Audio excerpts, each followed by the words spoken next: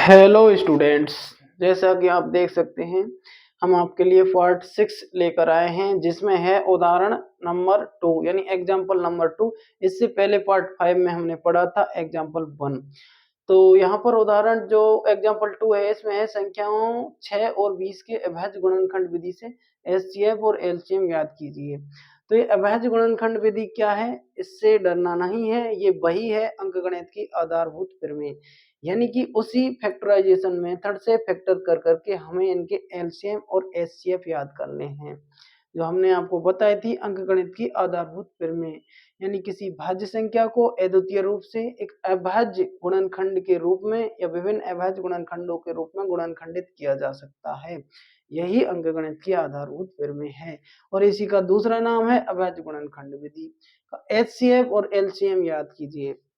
अब हमें सबसे पहले तो ये पता होना चाहिए कि एचसीएफ क्या होता है और एलसीएम क्या होता है, जो आपने पिछली कक्षाओं में पढ़ा होगा, लेकिन किसी कारणवश आप भूल गए होंगे तो हम आपको दोबारा से याद दिला देते हैं और इसकी डेफिनेशन भी लिखा देते हैं कि एचसीएफ क्या होता है। तो देखिए, हम इसका सॉल्यूशन निकालते हैं। तो इसमें सबसे पहले हम एचसीएफ यानी कि हाईएस्ट कॉमन फैक्टर, एचसीएफ की फुल फॉर्म होती है हाईएस्ट कॉमन फैक्टर और हिंदी में इसे कहते हैं महत्तम समावर्तक। तो इसकी हम परिभाषा लिखते हैं। तो विभिन्न संख्याओं में विभिन्न संख्याओं में विभिन्न संख्याओं में प्रत्येक यानी बहुत सारे अभाज्य गुणनखंड के रूप में हमें संख्याएं दी हुई हैं, जैसे 2 3 2 5 6 3 इंटू 2 ऐसे। तो विभिन्न संख्याओं में प्रत्येक उभयनिष्ठ, उभयनिष्ठ का मतलब होता है कॉमन, प्रत्येक उभयनिष्ठ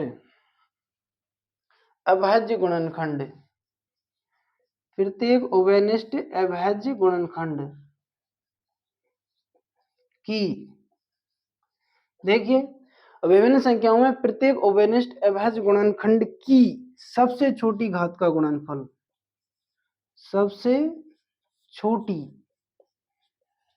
घात का गुणनफल, सबसे छोटी घात का गुणनफल बच्चों क्या कहलाता है? एचसीएफ। सबसे छोटी घात का गुणनफल एचसीएफ यानी महत्तम समावर्तक, हाईएस्ट कॉमन फैक्टर कहलाता है। देखिए हमने इसको ऐसे दर्शाया है। इसके बाद देखते हैं हम एलसीएम। एलसीएम यानी कि लीस्ट कॉमन मल्टीपल, इसको भी देख लेते हैं।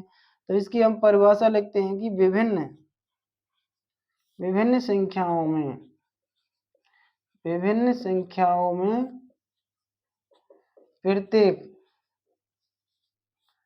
अभाज्य, विभिन्न संख्याओं में प्रत्येक अभाज्य गुणनखंड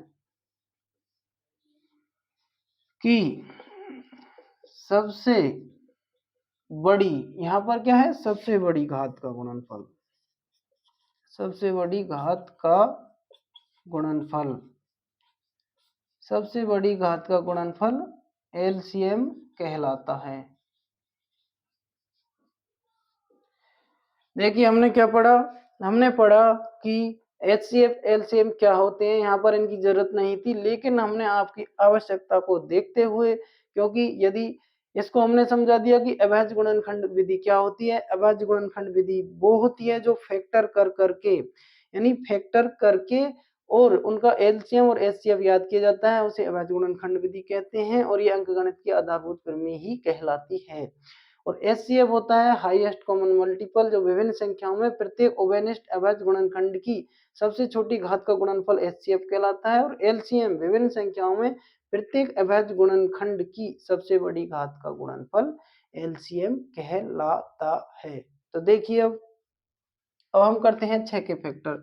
जब हम 6 के फैक्टर करते हैं तो ये हो जाता है 2 इंटू 3। जब 2 और 3 हमने जो फैक्टर किए हैं वो अद्वितीय रूप से, वो क्या है, अद्वितीय हैं, यानी इनके जैसा और कोई इसमें आएगा नहीं। तो इसके फैक्टर हो गए, अद्वितीय फैक्टर हो गए, प्राइम फैक्टर हो गए इसके। 6 के कैसे हैं, 2 इंटू 3। इसी प्रकार जब हम 20 के फैक्टर करते हैं तो 20 के फैक्टर करेंगे हम, 20 बराबर हो जाएगा 2 इंटू 2, 2 दूनी 4 और 4 पंजे 20। तो यहाँ पर हो जाएगा 2 की पावर 1 इंटू 3 की पावर 1 लिख सकते हैं, नहीं भी लिख सकते हैं। यहाँ पर हो जाएगा 2 की पावर 2 इंटू 5 की पावर 1। अब देखिए, अब हमें इनका निकालना है एलसीएम और एचसीएफ। देखिए किस प्रकार से हम निकालते हैं। ये पहली संख्या थी हमारी और ये दूसरी संख्या थी। दोनों के हमने प्राइम फैक्टर कर लिए हैं, यानी कि अभाज्य गुणनखंड इनके कर लिए हैं भाग विधि से। अब हमने इनके अभाज्य गुणनखंड कर लिए, क्योंकि 2 को 3 से गुणा करेंगे 6 आ जाएगा, और 2 दूनी 4 और 4 पंजे 20 और ये आ जाएगा। इसी प्रकार 2 को ये 2 बार को हमने एक जगह लिख दिया। हमने अंकगणित की आधारभूत प्रमेय में पढ़ा है कि जब हम अभाज्य गुणनखंडों को या अभाज्य संख्याओं को समान रूप में लिखते हैं तो हम उन्हें पावर के रूप में लिखते हैं। इसी प्रकार 2 जब समान आ गया तो हमने उसके ऊपर पावर लगा दी। अब देखिए इनका एचसीएफ हम कैसे याद करेंगे। सबसे पहले हम इनका एचसीएफ याद करते हैं। तो इनका एचसीएफ याद करने के लिए हमने पढ़ा है कि विभिन्न संख्याओं में प्रत्येक उभयनिष्ठ अभाज्य गुणनखंड की सबसे छोटी घात का गुणनफल। प्रत्येक उभयनिष्ठ, उभयनिष्ठ का मतलब होता है कॉमन, इनके दोनों में होना चाहिए। वो तो देखो कौन कौन सा है दोनों में। 3 है क्या? नहीं है। 2 है। 2 इसमें भी है, 2 इसमें भी है। दोनों संख्याओं में होना चाहिए। कर विभिन्न संख्याओं में प्रत्येक उभयनिष्ठ अभाज्य गुणनखंड, तो 2 इसमें भी है, 2 इसमें भी है। अब ये कह रहा है कि अभाज्य गुणनखंड जो कॉमन है, जैसे इसमें 2 कॉमन है तो इसकी सबसे छोटी घात का गुणनफल। तो यहाँ से सबसे छोटी घात क्या लेंगे इसकी? यहाँ से सबसे छोटी घात ले लेंगे इसकी 2, और यहाँ से भी क्या ले लेंगे 2। यहाँ 2 की पावर 2 है और यहाँ 2 की पावर 1 है। तो हमें लेना होगा 2 की पावर 1, क्योंकि हम लेने जा रहे हैं सबसे छोटी घात का गुणनफल। तो देखिए एक तो है 2, इसमें तो है 2 की पावर 1 और इसमें है 2 की पावर 2। दोनों में 2 2 है, उभयनिष्ठ है, कॉमन है, लेकिन हमें लेना है सबसे छोटी घात का गुणनफल। ये बड़ी घात का गुणनफल है, छोटी घात का गुणनफल है। तो इसका गुणनफल मतलब इसका 2 हो जाएगा। तो हमारा एचसीएफ हुआ 2। एचसीएफ हमारा कितना हो गया? 2, क्योंकि इसके कहे अनुसार हम चले हैं। एचसीएफ हमारा 2 हो गया, इसके कहे अनुसार हम चले हैं। और अभाज्य गुणनखंड विधि यानी कि प्राइम फैक्टर हमने अंकगणित की आधारभूत प्रमेय के आधार पर इस तरह से कर लिए हैं कि प्रत्येक भाज्य संख्या को उसके अभाज्य गुणनखंड के रूप में गुणनखंडित किया जा सकता है। तो हमने भाज्य संख्या थी ये पहले, लेकिन हमने इसका क्या कर लिया? अभाज्य गुणनखंड के रूप में व्यक्त कर लिया इसे। तो ये आ गया। इसके बाद देखते हैं हम कि जो हमें निकालना है एलसीएम, यानी कि विभिन्न संख्याओं में प्रत्येक अभाज्य गुणनखंड की सबसे बड़ी घात का गुणनफल। अब यहाँ पर देखो कॉमन नहीं लिखा है, यहाँ पर लिखा विभिन्न संख्याओं में प्रत्येक अभाज्य गुणनखंड की सबसे छोटी घात का गुणनफल। हमें क्या चाहिए यहाँ? सबसे सबसे सबसे बड़ी घात का गुणनफल। यहाँ चाहिए हमें सबसे बड़ी घात का गुणनफल। छोटी हमने ऊपर ले लिया था और यहाँ हमें लेना है सबसे बड़ी घात का गुणनफल।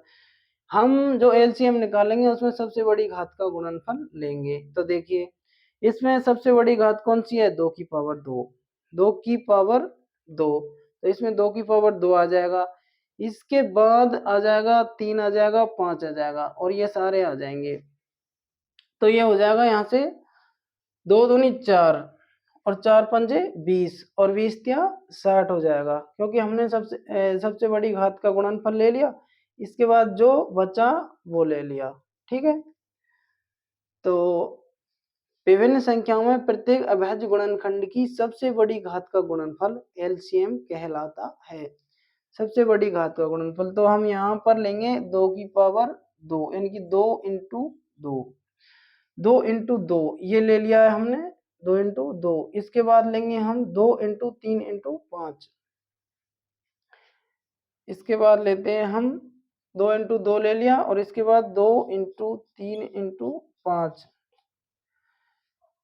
तो ये हो जाएगा हमारा 2 इंटू 2 इंटू 3 इंटू 5। तो कितना हुआ? 2 दूनी 4, 4 तिया 12, 12 पंजे 60।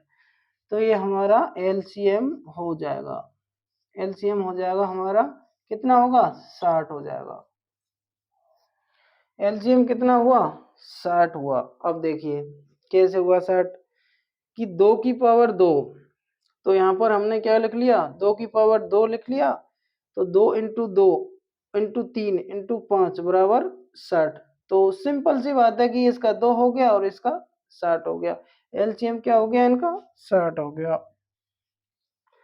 अब देखते हैं कि धनात्मक पूर्णांक जो होते हैं, दो धनात्मक पूर्णांक है माना कि ए और बी, और उनके एलसीएम और एचसीएफ हमें याद करने हैं। दोनों संख्याएं दी हुई हैं, यदि एक दिया हुआ है या तो एलसीएम दिया हुआ है या एचसीएफ दिया हुआ है तो दूसरा हम याद कर सकते हैं इजीली।